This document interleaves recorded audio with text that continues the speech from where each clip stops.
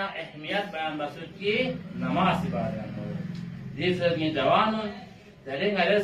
فکر برسند که دنیا یعنی اگر انسان کامیاب شخص می‌دونه که اولین چیز بچین در بنا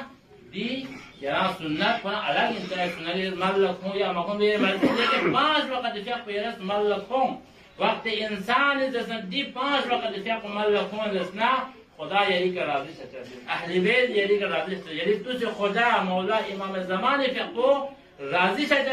وقتی که دون ما راضی شنا یعنی امور زندگی یعنی تعلیمی جناب بسناد دیدی زندگیانو دون نامیانو خدا اهل بیت چی بچه زنجو سات ناشد وقتی خود انسان خود فکر بوده خدا زیرا دی اول عبادت بودی فقه اینا دی فقه اینا واجب قرار داد دی واجب پیرس مال لما کم افجار تعلیم حاصل بینه افجار باقی چیزا که مشغول انسان